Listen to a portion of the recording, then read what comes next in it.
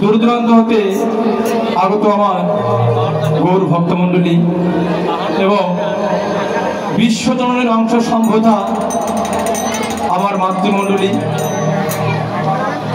সর্বাগ্রে জানাই এই কীর্তন জগতের সর্বকনিষ্ঠ, জ্ঞানহীন, বিদ্যাহীন, কৃষ্ণ প্রেম মাধুর্যহীন পরমদিন এই সৌম্য কৃষ্ণদাস শিমুল আমার এই ক্ষুদ্র সম্প্রদায়ের পক্ষ থেকে আপনাদের রাতুল রাঙা চরণে শত সহস্র দণ্ডবত প্রণাম।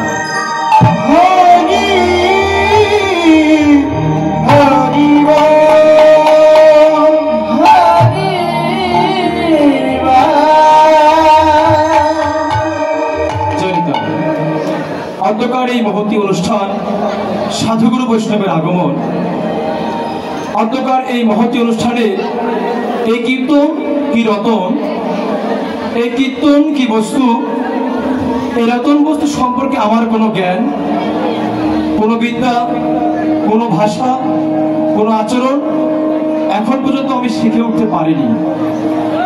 তবে আসলে দাঁড়িয়েছি কেন? গুরু কৃপা হে কেবল।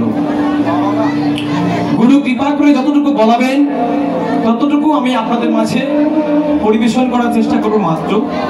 এবং এই লীলা পরিবেশনকালে অনেক অনেক ভুল, অনেক অনেক রসভঙ্গ আমার হবে, তাই নিজের ছোট ভাই মনে করে নিজের সন্তান জ্ঞানে আমাকে ক্ষমা সুন্দর দৃষ্টিতে দেখবে।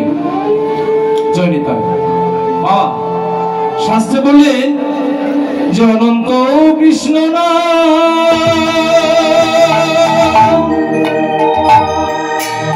অনন্ত যার মহিমা অগণাবাদী ব্যাস দিবে দিতে ওনারে শিবা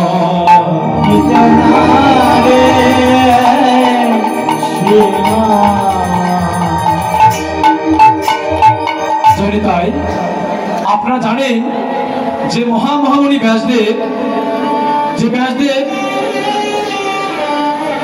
আমাদের বেদটাকে 4টি ভাগে ভাগ করলেন, তিনি সমস্ত পুরাণাদি রচনা করলেন। তিনি এই বেদটাকে 4টি ভাগে ভাগ করলেন এবং সমস্ত পুরাণকে রচনা করে যখন সমস্ত পুরাণের শিরোমণি মহাপুরাণ শ্রীমৎ ভাগবত পুরাণ রচনা করলেন, তিনি এই ভাগবত পুরাণ রচনাকালে তিনি ভাগবত পুরাণ রচনা করে ভাগবতের সর্বশেষ পৃষ্ঠায় তিনি লিখেছেন কি, যে ইতি, অর্থাৎ কৃষ্ণ কথা শেষ। এই যে ইতি শব্দটা লিখে ব্যাসদেব সমুদ্রে গেছে স্নান করার জন্য। এখন ব্যাসের গুরুদেব ছিল নারদ মুনি। তো নারদ মুনি চিন্তা করছে যে ব্যাস, তোমার অহংকার হয়েছে, তুমি কৃষ্ণ কথা লিখে শেষ করে দিলে। তাই ব্যাসদেব যে ঘাটে স্নান করছে সেই একই ঘাটে নারদ মুনি একটা চড়ুই পাখির রূপ ধারণ করে ওই ঠোঁটের মধ্যে বালু ওই সমুদ্রের মধ্যে ফেলছে। কিঞ্চিত কিঞ্চিত পরিমাণ ঠোঁটের বালু ওই ঠোঁটের মধ্যে নিচ্ছে আর সমুদ্রের মধ্যে ফেলছে। এখন এই দৃশ্যটা দেখছে হচ্ছে ব্যাসদেব।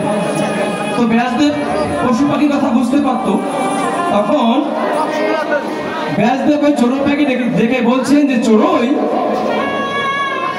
তুমি এটা কি করছো? তুমি তোমার ওই ক্ষুদ্র ঠোঁট দিয়ে কিঞ্চিত পরিমাণ বালু সমুদ্রের মধ্যে ফেলছো কেন? তখন চড়ুইটিকে উত্তর দিচ্ছে যে আমার মনে সাধ জেগেছে যে আমার এই ছোট্ট ঠোঁট দিয়ে কিঞ্চিত পরিমাণ বালু দিয়ে আমি এই সমুদ্রের মধ্যে একটা বাঁধ দেব, সমুদ্রের মধ্যে একটা সেতু বন্ধন করবে চড়ুই। তখন ব্যাসদেব ভেসে বলছে, তাই কখনো হয়? কোথায় তোমার ঠোঁট, কোথায় বালু, আর কোথায় এই বিশাল সমুদ্র? তখন চড়ুই বলছে, হবে না কেন? কেন হবে না? তুমি যদি কৃষ্ণ কথা লিখে শেষ করে দিতে পারো, আমি কেন পারবো না? ব্যাসদেব তুমি কি জানো এই পৃথিবীর সমস্ত গাছপালাকে কেটে যদি কলম তৈরি করা যায়, সমস্ত গাছপালা লতাপাতাকে কেটে যদি ওই কলমের খাতা তৈরি করা যায়, এবং যত নদ নদী আছে সমস্ত নদ নদীর জল যদি ওই কলমের কালি তৈরি করা যায়, তথাপিও কৃষ্ণ কথা লিখে শেষ করা যায় না। আর তুমি কিনা ওই কৃষ্ণ কথা লিখে শেষ করে দিলে। তখন ব্যাসদেব বুঝতে পারলো যে না, তার কৃষ্ণ কথা লেখা শেষ হয়নি। তাই সমুদ্র থেকে স্নান করে ব্যাসদেব ছুটতে ছুটতে ছুটতে গিয়ে ওই ভাগবতের সর্বশেষ পৃষ্ঠা উল্টিয়ে ইতি শব্দটা কেটে তিনি লিখে দিলেন কি, যে অনন্ত কৃষ্ণ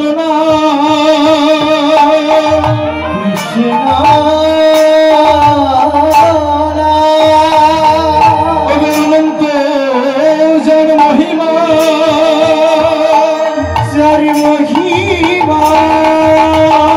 মহিমা নারদাদি ব্যাসদেবে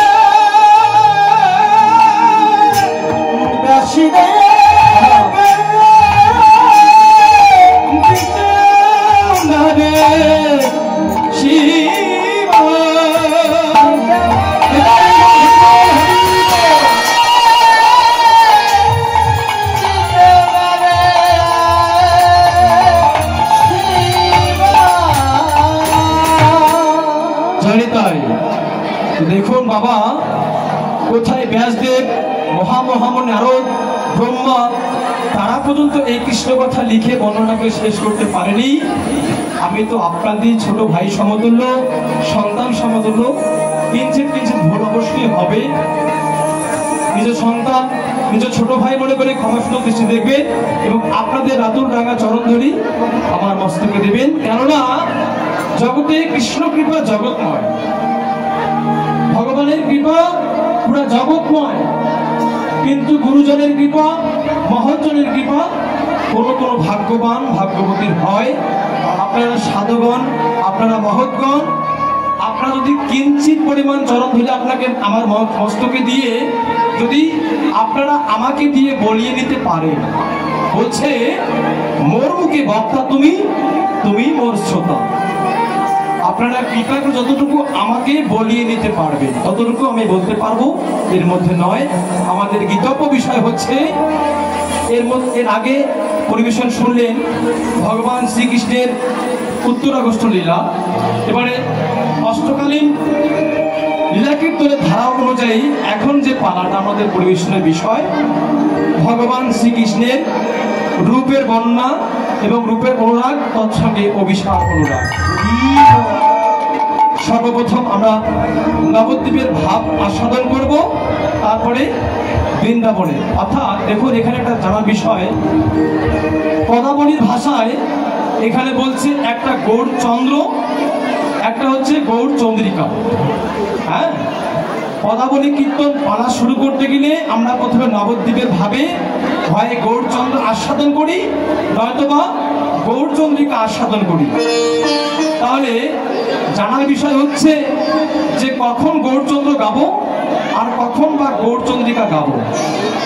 কারণ শাস্ত্রে বললেন যে রাধা কৃষ্ণ এক আত্মা দুই দেহ ধরি অনন্য বিলাস রস আস্বাদন করি। সেই দুই এবে আবার চৈতন্য গোসাই রাধার ভাব রস আস্বাদিতে দুহু হইল একটাই। অর্থাৎ দাপর যুগে ভগবান শ্রীকৃষ্ণ এবং রাধারানী দুই দেহ এক অঙ্গ হয়ে কলিতে আমার গৌরাঙ্গ মহাপ্রভু। তাই কখনো কখনো তার বলে কৃষ্ণ ভাবে ভাবিত হন, কখনো কখনো বা রাধা হয়ে ভাবিত হন। ঠিক সেই জায়গায় যখন মহাপ্রভু আমার কৃষ্ণ ভাবে ভাবিত হন তখন সেটাকে বলা হয় গৌরচন্দ্র। আর যখন মহাপ্রভু আমার রাধা ভাবে ভাবিত হন তখন তাকে বলা হয় গৌরচন্দ্রিকা। আজকে নবদ্বীপের ভাব আস্বাদন করব, আজকে আমরা গৌরচন্দ্রিকা আস্বাদন করব। মহাপ্রভু আজকে রাধা ভাবে ভাবিত। সর্বপ্রথম নবদ্বীপ লীলা, তারপরে বৃন্দাবনে গিয়ে আমরা আস্বাদন করব বৃন্দাবন নিয়ে। তাই সবাই দুটি হেমদন্তের ভাব প্রসার করে জয় ধ্বনি দেব একসঙ্গে। জয় জয় নিতাই গৌর শ্রী রাধা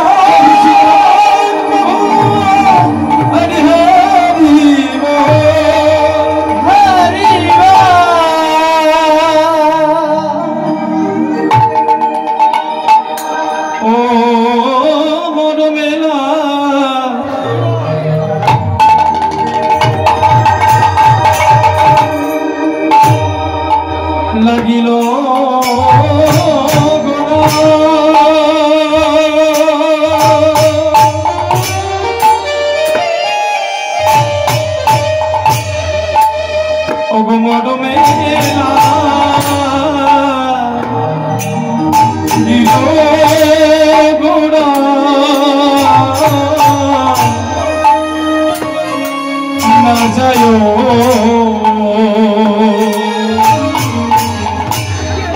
ওই রূপ না যায়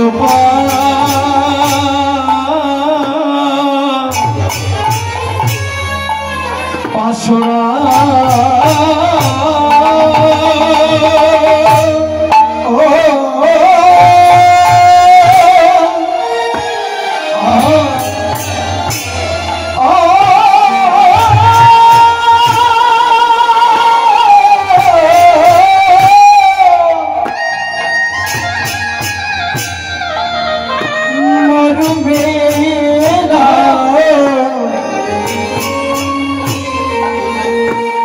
লাগিল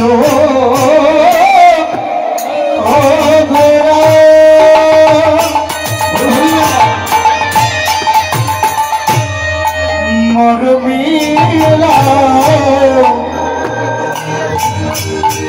লাগিল গোডা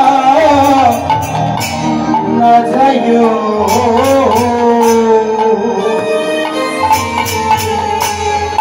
না যাইও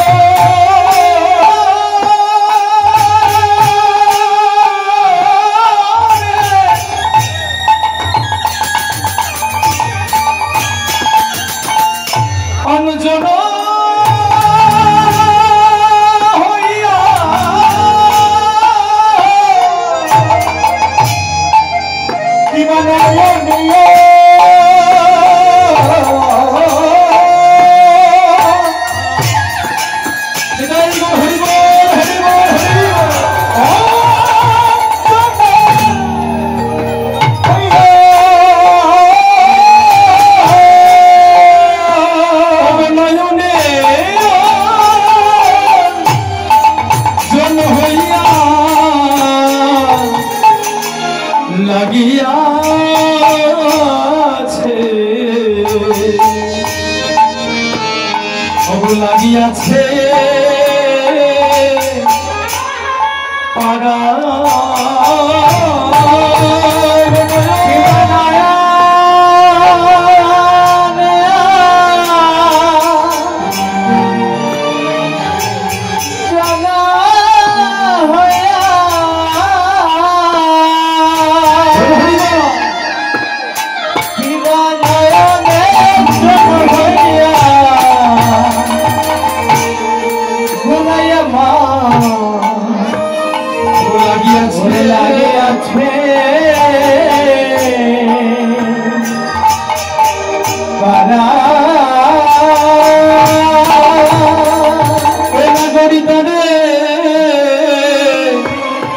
ভোলা তো যায় না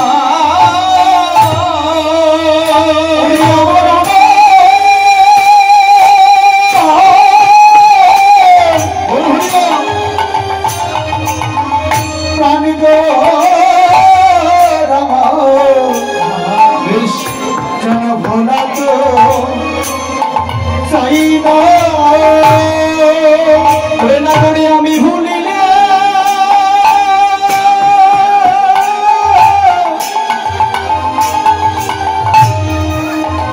অবশ্য ভোলে না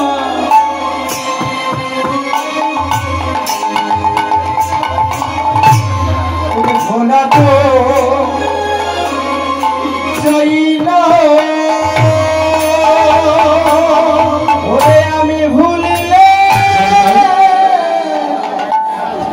ভক্তমণ্ডলী, আপনাদের মধ্যে একজন অতিথি এসেছেন, আপনাদের ভালোবাসার মানুষ, তিনি আপনাদের মাঝে কিছু মূল্যবান বক্তব্য রাখবেন। আপনারা একটু মনোযোগ সহকারে শ্রবণ করুন। জয় নিতাই।